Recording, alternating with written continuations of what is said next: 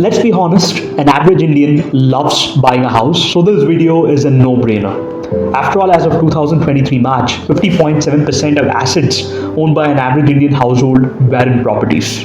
And this is in comparison to other assets including gold, bank deposits, insurance, provident funds, equities, cash, you name it.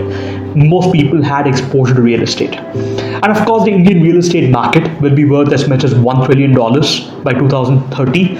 And this should roughly contribute to a huge chunk of the GDP of our country. And roughly speaking, real estate could contribute to as much as 14% of India's GDP. And we are projecting that India's GDP by 2030 will be around $7 trillion. But buying a home is a large investment. So that brings us to a very important question. Should you buy a home or rent a home? I'm Adarsh from Finhancers, and here's what we think. Let's talk about buying a home. The cost of buying a home varies based on multiple factors.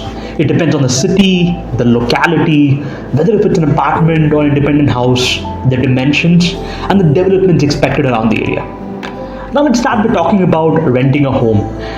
Rentals depend on the same factors, but buying a home is a huge investment in compared to paying rent. Now let me take two scenarios.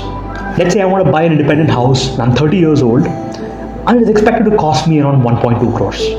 If I take a loan of 1.2 crores, that too for a tenure of 30 years with an interest rate of 9%, and by the way, as a quick disclaimer, you'll never ever receive a full loan. You'll always have to make a down payment from your own pocket.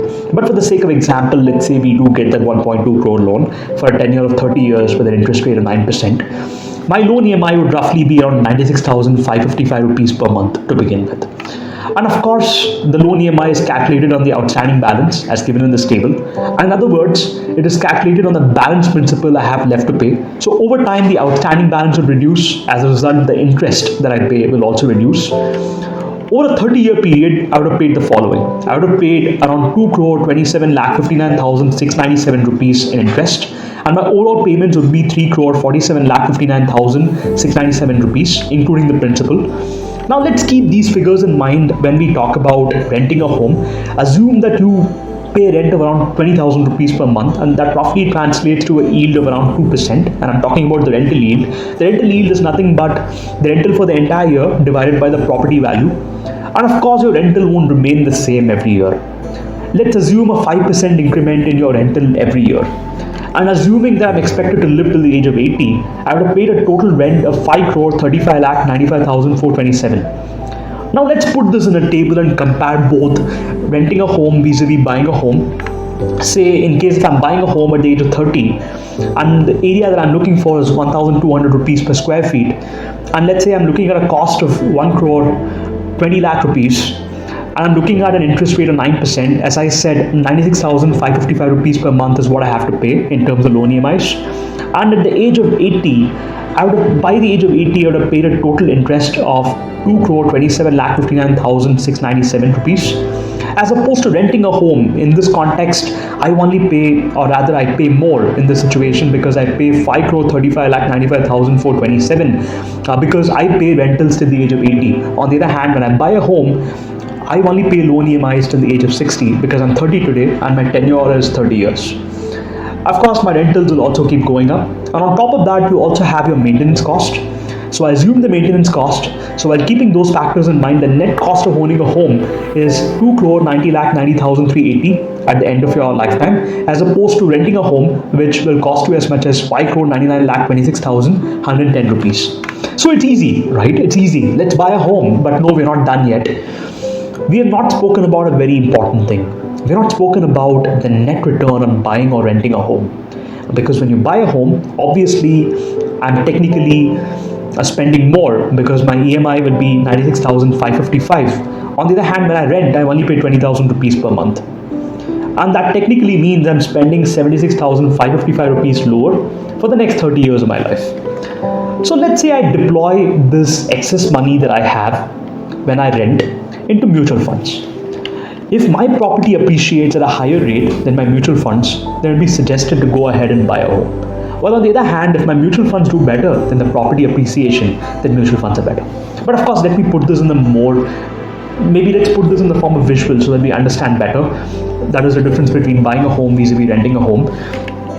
Say, for example, as I said, the loan EMI is 96,555. If you rent, the rent is 20,000 rupees a month. And obviously, as we talked about the overall cost of buying a house, which is as much as say 2 crore 27 lakh 59,697. And when I rent, I pay 5 crore 35 lakh 95,427 during the course of my lifetime. And of course, at the age of 80, let's say my property appreciates at the rate of 10% per annum. At the end of my lifetime, that is at the age of 80, my property should be worth around 56 crore 28 lakh 19,350 rupees. As opposed to, say, if I put my money into a mutual fund which generates a lower return compared to my property at the rate of 8%, that 76,555 rupees per month at the age of 60 will deliver a certain return. And of course, I'll be holding my investment till the age of 80. So at the age of 80, I'll have 53 lakh 34,684 rupees in mutual funds. Buying or renting a home depends on multiple factors. One of the factors I've not considered as part of this video is the emotional quotient. I've not talked about the pride of owning a home, giving your family the opportunity of staying in one place and you not having to relocate too many times during the course of your lifetime, because renting a home does come with such cons. But with that said, when you're buying a home, it's very, very important that you consider several parameters. You must consider the property prices, because if you look at this chart here, which highlights the prices, say for example, Bangalore, the average price of a property in Bangalore as of Q1 2023 was 8,748 rupees per square feet, as opposed to say Q1 of 2024, which is worth around 10,377 rupees, and that's a year-on-year increase of 19%, which is a significant increase. And the same applies to a lot of metro cities and other cities across India. So it's always better for you to do your analysis, your due diligence. I'd always recommend you take the services of an expert to understand the property prices and what is better, buying a home or renting a home, whether if you should go for a loan or not, and to what extent you should be going for a loan. So there's quite a lot of questions. But with that said, that is it for this week at the Finhancers Midweek podcast. Thank you very much for joining us. In case if you have any questions or feedback, feel free to post it in the comments. And at the same time, feel free to email us or contact us with the details given in the description in case if you have any questions. Thank you very much.